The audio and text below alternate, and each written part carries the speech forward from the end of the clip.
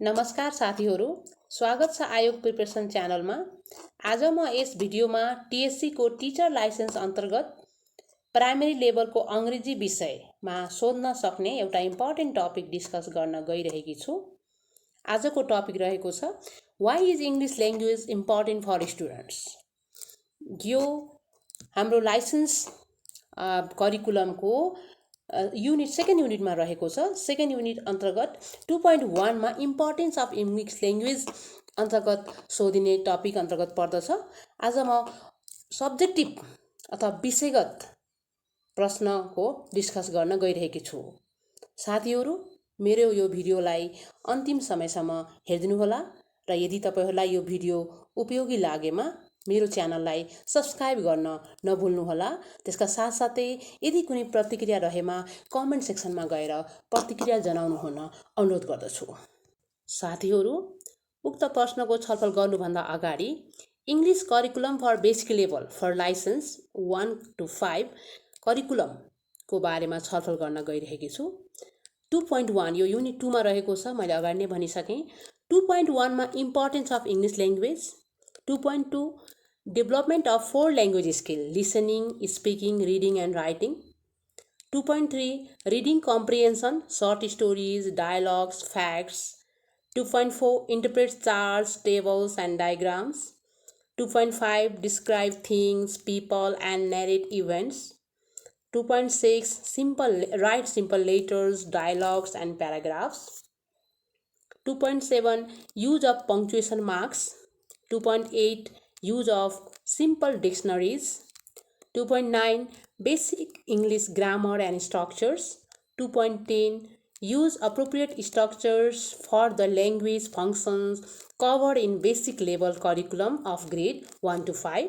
2.11 Use of classroom language.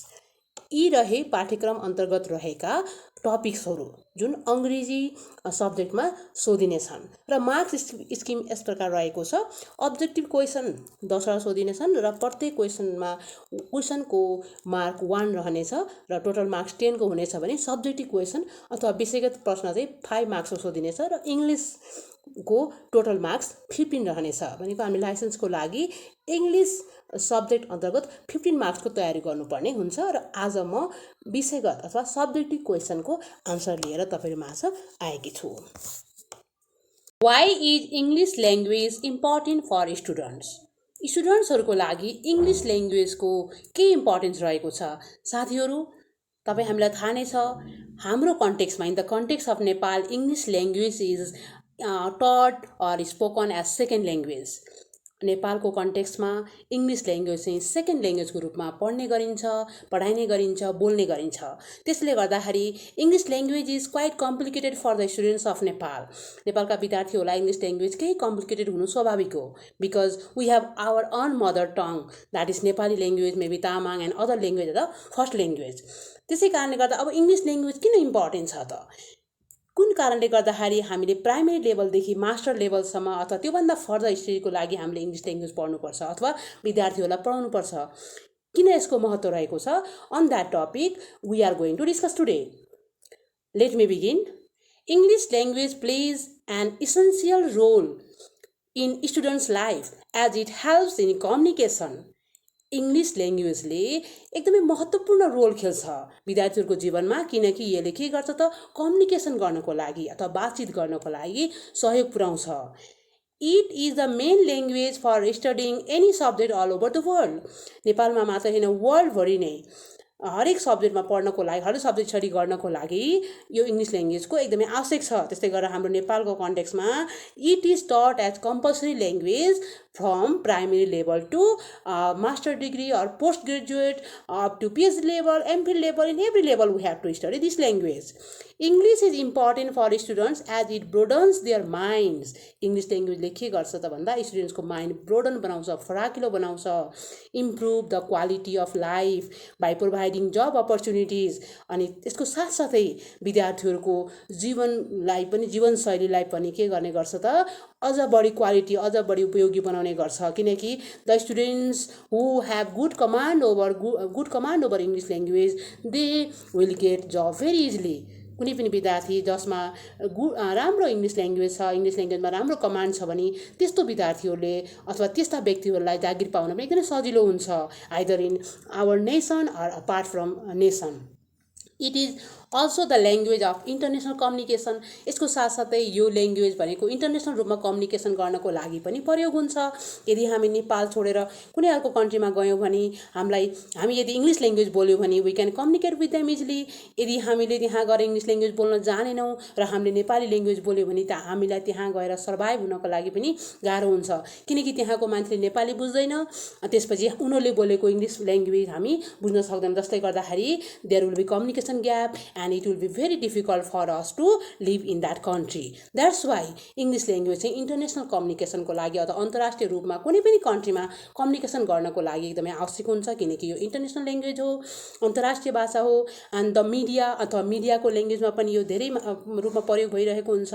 And the internet, अनि इन्टरनेटमा पनि अहिले हामीले कुनै पनि चिज, कुनै पनि कुरामा हामीलाई प्रब्लम भयो, हामीले गएर गुगलमा गएर हामीले सर्च गऱ्यौँ भने, इङ्ग्लिसमा खोज्यौँ भने धेरै डकुमेन्ट्सहरू, धेरै आइडियाजहरू, होइन, धेरै पिडिएफ फाइल फोल्डर्सहरू हामीले पाउन सक्छौँ। यदि नेपालीमा खोज्यौँ भने लिमिटेड हुनसक्छ, तर इङ्ग्लिसमा खोज्यौँ भने अथाह हुन्छ। त्यस कारणले गर्दाखेरि it is the language of internet as well. So learning English is important for socialising and entertainment. Socialising भनेको समाजीकरण गर्नको लागि। यदि हामीले कुनै पनि अर्को कन्ट्रीको व्यक्तिहरूसँग राम्रो रिलेसन राख्नु छ, उनीहरूसँग ब्रदरहुड अथवा सिस्टरहुड मेन्टेन गर्नु छ, उनीहरू जस्तै हुनु छ भने we have to learn English language. Not only that, English language is also the source of entertainment because lots of audio materials, visual materials are developed in English language. धेरै audio, video materialsहरू English language मा develop गरिएको छ। If we have good understanding of English language, then we can see that videos or watch that programs and we can get entertainment through it. हामीले त्यस्ता प्रोग्रामहरू हेर्न सक्छौँ र त्यसबाट मनोरञ्जन, ज्ञान, नलेज धेरै कुराहरू लिन सक्छौँ। Moreover, the use of English as an international language is growing with time. समय अनुसार इङ्ग्लिस ल्याङ्ग्वेजको importance day by day grow भइरहेको छ, वृद्धि भइरहेको छ। हामीले पनि इङ्ग्लिस ल्याङ्ग्वेज पढिरहेका हुन्छौँ, हामीले स्टुडेन्ट्सलाई पनि इङ्ग्लिस ल्याङ्ग्वेज पढाउन परिरहेको हुन्छ, because of its demands, because of its importance, because it is the only medium of communication in many countries. विश्वका धेरै जसो मुलुकहरूमा, विश्वका धेरै जसो देशहरूमा इङ्ग्लिस ल्याङ्ग्वेज चाहिँ के हो त मेन ल्याङ्ग्वेजको रूपमा अथवा मिडियम अफ कम्युनिकेटिभ ल्याङ्ग्वेजको रूपमा लिने गरिन्छ। English is also used widely in literature and media section to publish books. Most of the writers write in English language due to the vast majority of readers know only the English language and they can describe their ideas based in the English language. Obviously, this is the language of literature. साहित्यको ल्याङ्ग्वेजको रूपमा नै हामी लिन्छौँ। If we have to study about William Shakespeare, if we have to study about George Bernard Shaw, if we have to study about other many English writers, American writers and their works, then we should have good command over English language. Then only we can enjoy their books, their stories, their dramas. यदि हामी William शेक्सपियरको ड्रामाहरू पढ्न चाह्यौँ भने यति interesting छ, यति राम्रो छ, तर यदि हामीमा इङ्ग्लिस ल्याङ्ग्वेजको राम्रो कमान्ड छैन भने, इङ्ग्लिस ल्याङ्ग्वेज बुझेनौँ भने हामीले त्यो ड्रामा, हुन त ट्रान्सलेसन धेरै ड्रामाहरू नेपालीमा ट्रान्सलेसन गरिएको छ, तर त्यसको जुन चार्म छ, त्यसको जुन रियल ब्युटी छ, ओरिजिनालिटी छ, त्यो हामीले पाउन सक्दैनौँ। That's why to understand literature, होइन, to understand the writers any books, their message that they want to convey, त्यसको लागि पनि इङ्ग्लिस ल्याङ्ग्वेज अति नै आवश्यक छ। त्यस्तै गरेर धेरै राइटर्सहरूले इङ्ग्लिस ल्याङ्ग्वेजमा बुक्सहरू लेख्ने गर्छन्, प्लेक्सहरू लेख्ने गर्छन्, किनकि इङ्ग्लिस ल्याङ्ग्वेज भनेको भास्ट ल्याङ्ग्वेज हो, संसारमा धेरै ठाउँमा बोल्ने भाषा हो। त्यसले गर्दाखेरि धेरै राइटर्सहरूले पनि इङ्ग्लिस ल्याङ्ग्वेजमा डकुमेन्ट्सहरू अथवा कुनै पनि टेक्स्टहरू, स्टोरीहरू, नोभल्सहरू, ड्रामाजहरू लेख्ने गर्छन्। And they can describe their ideas based in the English language. अनि उनीहरूले आफ्नो आइडियाज, आफ्नो नलेजहरू इङ्ग्लिस ल्याङ्ग्वेजको माध्यमबाट सेयर गर्छन्। That's why English language is very important for students, not only students, for all of us. Okay dear friends, this much in today's video. आजको भिडियोमा यति नै छ। म अन्य अरू दिनहरूमा अन्य भिडियोहरू पनि लिएर आउनेछु। यदि तपाईहरुलाई कुनै कुराहरूको कुनै टपिकमा यदि प्रब्लम छ भने तपाईहरु कमेन्ट सेक्सनमा राख्न सक्नुहुनेछ। फेरि अर्को भिडियोमा भेटौँला। तबसम्मको लागि थ्यांक यू, बाइ बाइ, नमस्कार।